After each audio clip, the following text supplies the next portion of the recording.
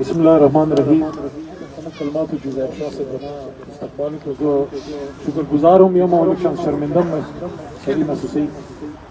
اعوذ باللہ من الشیطان الرجیم. بسم اللہ الرحمن الرحیم. اللهم صل وسلم وبارك على سيدنا محمد وعلى آل محمد. هو الله الذي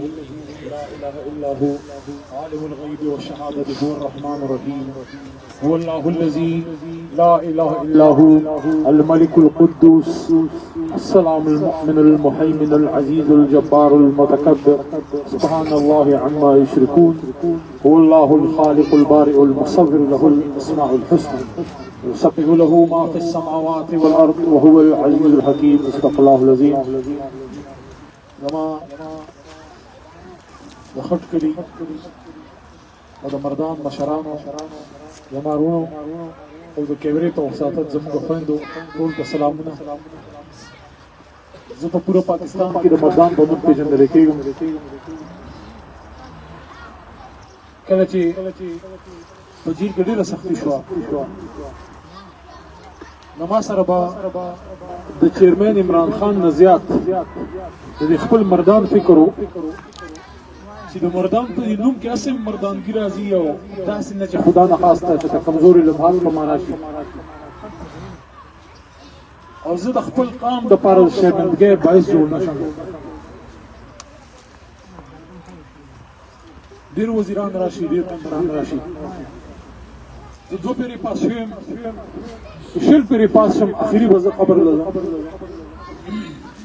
دا پارلمنٹ دی نه په دې پارلمنٹ څوک مړېږي نه په دې دنیا صاحب څوک مړېږي. داسې څه کردار ادا کول پکار دي چې خلک یاد ساتي. زه د پیغمبر علیه السلام د هغې د خطبه حجة الوداع په هغې اخري هغه خطبې باندې زما عملي اکثر زه په قام خټک یم خو زه دې کوم نه. زما د پر ادا کافي ده چې زما په نوم کې محمد راځي او دغه محمد زما پہچان دی او دا ستاسو هم پہچان دی صاحب. خو هغه خطبې کې دا ویل شوي چې هغوی دا فرمایلي صاحب حضور نبي کریم صلی الله علیه وسلم چې د قام قبیلې د دې دپاره دي چې تاسو په یو بل وپېژنئ دا د فخر دپاره نه دي.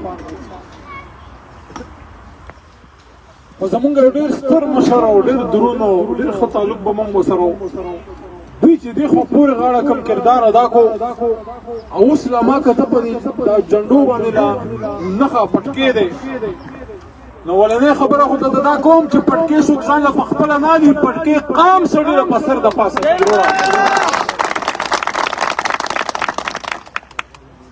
ځان له به دې پټکې نښه نه اخېسته.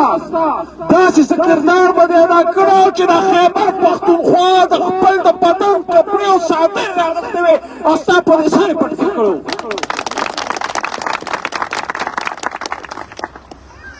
و چې دستار تړي هزار دي او د دستار سړي پشمار دي. د ټول خټک قوم دپاره دا باعث شرمندګي جوړه شوه. خو شکر الحمدلله چې د پښتون په لمن کې خوشحال خان بابا هم شته، عبدالرحمن بابا هم شته، امل خان بابا هم شته، احمد خان بابا هم شته. هېڅ خبره نه ده. که ته پرېوتې دا دومره ډېر الله پاک ودرول نو په جیل کې به ما سره دا خیال و چې خدا نه خاصه داسې نه. زما مړ تره شوکت خان صاحب څو ورځې پسې کال برابرېږي چاته توفیق ملاو شو دعا ورته وکړې. هغه کس و چې زه پارټۍ ته راوستی وم. زه سیاست کې به نه وم. ما د سیاست سره څه کار و، زه د قلم سره وم. څه ورځې مخکې ما ته وویل د وفات نه دې ګرمۍ کې ما ته ویې چې عمران خان سره ګورې کلک ودرېږه او ته کوم ځای زه تعین هم نه زیات. ما چې زه عمران خان لېږلی وم پنجاب ته کمپین له بیا کراچۍ ته لېږلی وم. ما ته ویل چې ښه کلک ودرېږه ورسره. د نن نه 11 یا 12 کاله مخکې چې کله شاملېدو دغه شان د یخنۍ موسم و صاحب او دغه مشر ما ته وویل ما ته اواز کو زه خپل ځای ته راوغتم ما ته وایي دا سړی سم سړی دی وایي دا هلکان ورسره شوي دي او دا وطن ټیک کوي راځه مړه چې د خپل خاندان حصه پکې واچو ستا نیکه خپل پلار یادو زما نیکه پیر محمد خان د مردان بعضې مشران دی اوس هم پېژني وفات شوی دی وطن جوړولو کې کردار ادا کړی او پاکستان جوړونکي خاندان یو راځه دا سړی راپاڅېدلی دی او د هلکان ورسره ملګري شوي دي او دا وطن جوړوي الفاظ یې دا و راځه نه وایي چې خپله حصه پکې د خپل خاندان واچو په دې تحریک کې مونږ صاحب په دې سوچ راغلي وو دې تحریک ته دا مشران ناست دي زموږ ممبران صاحبان ناست دي ام پی صاحب ناست دی سابقه انشاءالله مستقبل کې به مي دې ته به خیر وزیر ومي لکه د دې ځای شته نو ملګرو څوک چې په دې پاټو کې شاملېږي تاسو به کتلي اوس هم زموږ صفدر بهی راغلی و ما بخښنه لاړه څوک هم چې شاملېږي نو هغوی د پارټۍ راول تپوس دا کوي ما له څه ما له به عهده راکړې ما له به وزارت راکړې مونږ هېڅ نه دي غوښتي دې پارټۍ نه نه به چېرې وغواړو عمران خان صاحب چې کله حکومت جوړ شو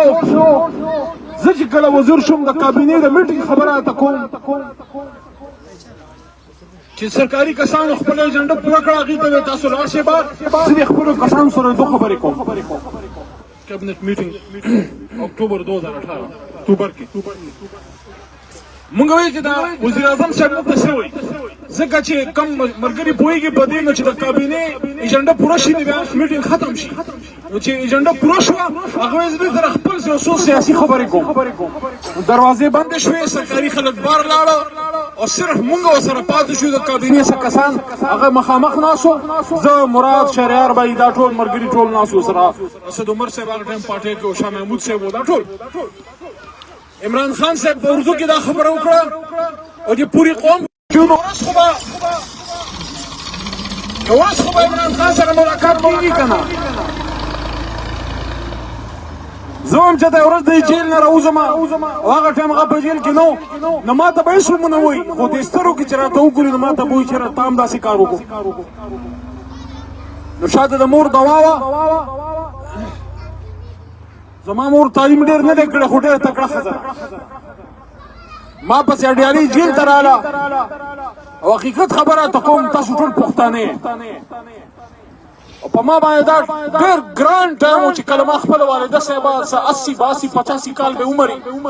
چېرې دا عمر خو د دې جیل ته د راتلو نه ما ته ډېر افسوس شو هغې دا مخ ځانه کلک کړی ځکه داسې احساس یې ماله نه راکاو چې ګني دې ته څه تکلیف دی خو هغې د مخ په هغې سختۍ دننه هغه تکلیف ما لیدو چې وتلی نو ما ته دا ګوته داسې وشانډله او ما ته ویې چې ګورې په ډزو کې خپله مورچه خالي پرې نه دی مقصد یې دا و چې لیډر سره ګورې وشتو نه شي شکر دی عبدالرحمن بابا هغه شعر دی زما یو ډېر بهترین دوست صاحب تصوف د وخت یو لوی سړی اوس په دې دنیا کې نشته هغه به اکثر دا شعر وی چې لکه د ونې مستقیم په خپل مقام یم که خزان را باندې راشي که بهار یاره زمونږ ته نه وزارت په کار دی نه ممبري په کار دی دا سړی به خوښ دی د غیرت به خوښ دی دا پښتو به خوښه ده دا نرتوب به خوښ دی ما ته وایي ما اخلم بینم لیډر عمران خان د پارټي په پدې کې انسان ته او انشاءالله یې ورته او دا چې څومره پاکستان قوم دی دلته کې موږ سره ناست دی او دا په لکونو به اوري دا به کټ شي وینه به توی شي خیر یې که مطمئن یې که بیا به سره ځي خو که زور ورسره کوې نو پښتون چا په زور نه یې داده کړی دا پښتون ټول قوم دا چترال روانه تر هغې میوانه او کراچۍ پورې دا قوم د عمران خان او د پاکستان تحریک انصاف سره ولاړ دی ډېرې قصو ډېرې کیسو ډېرې جرګو ته حاجت نشته وایي د شمار سړي په کار دی خو د کار سړي په کار دی که تاسو کې یو موثر دی دا د محمد ورسره ولاړ به یې انشاءالله ولاړ یې ورسره